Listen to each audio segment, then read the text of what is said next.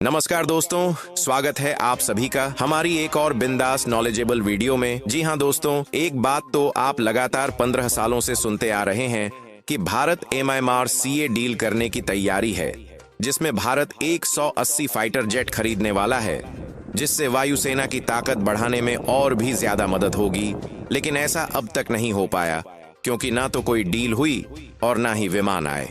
और फिलहाल अभी वायुसेना की ताकत, या फिर यूं कहें भरोसा, रिटायरमेंट पर खड़े MiG-21 और जैगुआर पर है। लेकिन दूसरी तरफ पाकिस्तान और चीन की हवाई ताकत तेजी से बढ़ती जा रही है। यानी कि दोस्तों, पिछले 1.5 दशक से भारतीय वायुसेना एक अधूरे सपने के भरोसे खड़ी है। और इसमें एक चीज जरूर बदली है, और वह भी डील का नाम। और अब MMRCA को कहा जाने लगा MRFA, यानी मल्टी रोल फाइटर एयरक्राफ्ट। और जहां पहले 180 फाइटर जेट्स की बात की जाती थी, अब वह घटाकर 114 हो गई है। यानी अभी तक देखा जाए तो ना तो संख्या बची, ना ही नाम, और ना ही अब तक लड़ाकू विमान भारत आए। लेकिन दोस्तों, अब जो खबर सामने निकल कर आ रही है, वह पूरे भारतवासियों के लिए सबसे बड़ी खुशखबरी है। जी हां दोस्तों, अभी तक पढ़ी और सुनी गई वह बातें, या फिर यूं कहें वह सपना अब पूरा होने जा रहा है। अब वह सिर्फ फाइलों में नहीं, बल्कि रनवे पर उतरता दिखाई देने वाला।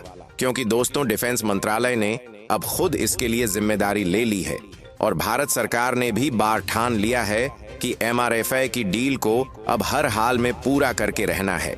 हालांकि इस बार यह डील 2 हिस्सों में की जाएगी, ताकि समय की कोई भी बर्बादी ना हो।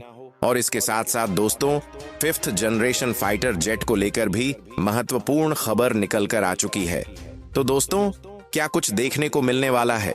इस पूरी जानकारी को इस धमाकेदार वीडियो में आपको बताने वाले हैं। लेकिन दोस्तों, इस वीडियो में आगे बढ़े उससे पहले इस वीडियो को लाइक करके चैनल को सब्सक्राइब जरूर कर लीजिए, क्योंकि आपके लिए ऐसी ही बिंदास नॉलेजेबल जानकारी हम इस चैनल पर लाते रहते हैं। तो दोस्तों, आपको बता दें कि भारत खरीदने जा रहा है 60 राफेल F-4 वेरिएंट, जो कि राफेल का अपग्रेडेड और आधुनिकतम संस्करण है। जहां इस वेरिएंट में होगा पहले से ज्यादा हथियारों की कैपेसिटी, बेहतर इलेक्ट्रॉनिक वॉरफेयर सिस्टम, उन्नत सेंसर्स और डाटा लिंक टेक्नोलॉजी। और सबसे बड़ी बात, इसको लेकर भारत और फ्रांस के बीच बातचीत शुरू भी हो चुकी है। यानी बात सिर्फ योजना की नहीं है, अब काम शुरू हो चुका है। और यही नहीं रुकती कहानी, बल्कि दूसरा हिस्सा अब और भी ज्यादा जबरदस्त है, क्योंकि भारत 4th जनरेशन नहीं, सीधे 5वीं पीढ़ी स्टील फाइटर जेट्स खरीदने जा रहा है। मतलब ये कि जो बाकी 54 लड़ाकू विमान हैं, वो होंगे या तो अमेरिका के F-25 या रूस के Su-57 स्टेल्थ फाइटर जेट्स। और यह बात सिर्फ कयास नहीं है, बल्कि डिफेंस सूत्रों से लगातार रिपोर्ट आ रही हैं कि भारत की नजरें अब इन दोनों स्टेल्थ फाइटर जेट्स पर टिकी हैं। कुछ रिपोर्ट्स तो यह तक कहती हैं कि यह संख्या 54 नहीं, पूरे 60 स्टेल्थ जेट्स तक जा सकती है। यानी ये समझ लीजिए 60 राफाले एफर plus 60 5th generation stealth fighters, कुल 120 नए घातक फाइटर जेट्स, जो भारतीय वायुसेना को देगा ऐसा पंख जो सिर्फ पाकिस्तान नहीं, बल्कि चीन की हवाई ताकत को भी धूल चटा सकता है।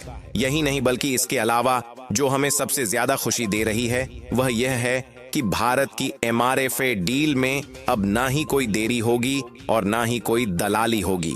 देखिए दोस्तों, अब जब सरकार ने यह तय कर ही लिया है कि भारत को 60 रफाल F-4 और साथ में लगभग 60 5th generation stealth fighter jets खरीदने हैं, तो यह काम किस तरीके से होगा, यह समझना बहुत जरूरी है।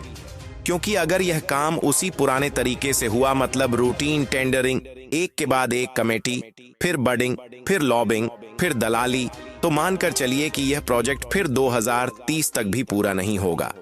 लेकिन अब हमें चिंता करने की जरूरत नहीं है, क्योंकि कमाल की बात यह है कि इस बार सरकार ने एकदम अलग रास्ता चुना है। और वो रास्ता है गवर्नमेंट टू गवर्नमेंट डील का। जी हाँ, G2G यानी गवर्नमेंट टू गवर्नमेंट सबसे फास्ट और भरोसेमंद रास्ता है, क्योंकि सरकार ने यह तय कर लिया है कि इस बार दोनों डील, फिर चाहे वह राफेल F-4 की हो या F-35 या C-57 जैसी स्टेल्थ फाइटर्स की, दोनों डील सीधे G2G फॉर्मेट में होंगी। इसका मतलब ये है कोई बिचौलिया नहीं, कोई दलाल नहीं, जिससे लॉबिंग होने का भी कोई खतरा नहीं है, बल्कि इसके उलट डिलीवरी सीधी और फास्ट होने के साथ साथ रेट वही रहेंगे जो उस देश की सरकार अपनी एयरफोर्स को देती है। इसका एक उदाहरण देखिए कि जब भारत ने फ्रांस से पहले 36 राफेल खरीदे थे तो वह भी G2G डील के तहत हुआ था, और रिजल्ट क्या मिला कि बिना किसी देरी के जेट्स की डिलीवरी हुई और किसी बिचौलिए का नाम नहीं आया। इसके अलावा और जो भी गड़बड़ी मीडिया ने उछाली वह अदालत में झूठ साबित हुई। उसी तरह अब सरकार खुद डील की पूरी प्रक्रिया में शामिल होगी। इस बार रक्षा मंत्रालय, वायुसेना और सरकार तीनों मिलकर बहुत स्मार्ट प्लान पर चल रहे हैं, जिसमें पहले वायुसेना अपनी जरूरतें बताएगी, जैसे कि किस तरह का रडार चाहिए, कितनी हथियार कैपेसिटी हो, किस लेवल का स्टेल्थ हो और क्या ट्रांसफर ऑफ टेक्नोलॉजी चाहिए या नहीं। फिर यह जरूरतें रक्षा मंत्रालय सीधे संबंधित कंपनी को सौंपेगा, जैसे डसोल्ट को राफेल के लिए या लॉकहीड मार्टिन को F-35 के लिए या रूस की सुख डिस्ब्यूरो को Su-57 के लिए। उसके बाद उस कंपनी की सरकार जैसे फ्रांस, अमेरिका या रूस भारत सरकार से सीधे बात करेगी। भारत की तरफ से प्रतिनिधि जैसे रक्षा सचिव या विशेष कमेटी सीधे पूछेगी कि हमें इतने जेट चाहिए, इतने रेट पर, इन और शर्तों के साथ, और फिर डील सीधी फाइनल समझो। तो अगर आप पूछे कि इस रास्ते से सबसे बड़ा फायदा क्या होगा, तो इसके लिए आपको बता दें कि सबसे पहला फायदा यह है कि फास्ट डिलीवरी होगी। दूसरा फायदा कि कंफ्यूजन कोई नहीं रहेगा, किसी एयरफोर्स अफसर का अलग मत, नौसेना के अफसर का अलग मत। इस बार ऐसा कुछ नहीं, बल्कि सीधा मुद्दे की बात की रिक्वायरमेंट दो, कंपनी से पूछो और सीधा डील करो। तीसरा फायदा होगा अकाउंटेबिलिटी के मामले में, कि अगर कल को डिलीवरी में देरी होती है तो भारत किसी कंपनी को नहीं, उस देश की सरकार को जवाबदेह ठहराएगा। यानी जैसे अमेरिका लॉकहीड की जगह खुद जिम्मेदार होगा, वैसे ही रूस सुखोई 57 के लिए खुद जिम्मेदार होगा। और यह फास्ट ट्रैक इतना ज्यादा इसलिए जरूरी है क्योंकि दोस्तों, आज भारतीय वायुसेना की हालत काफी नाजुक है। आज की तारीख में हमारे पास 31 स्क्वाड्रन ही बचे हैं। पाकिस्तान के पास भी लगभग 25 स्क्वाड्रन हैं। अगर हमने कुछ नहीं किया तो अगले 1 से 2 सालों में हम MiG-2 को रिटायर कर देंगे, और फिर जैगवार भी तो रिटायर होने को है, और इसके बाद हमारी स्क्वाड्रन संख्या गिरकर 26 से 27 तक आ सकती है, यानी पाकिस्तान की बराबरी पर। अब सोचिए, अगर हमने देरी की तो पाकिस्तान से भी नीचे चले जाएंगे। इसलिए भारत को कम से कम 6 स्क्वाड्रन यानी 120 लड़ाकू विमान तुरंत चाहिए, ताकि हमारी स्क्वाड्रन संख्या 33 से 34 तक पहुंचे। अब आप पूछेंगे कि पाकिस्तान को तो टक्कर दे देंगे, लेकिन चीन का क्या? क्योंकि अब बात पाकिस्तान तक सीमित नहीं है।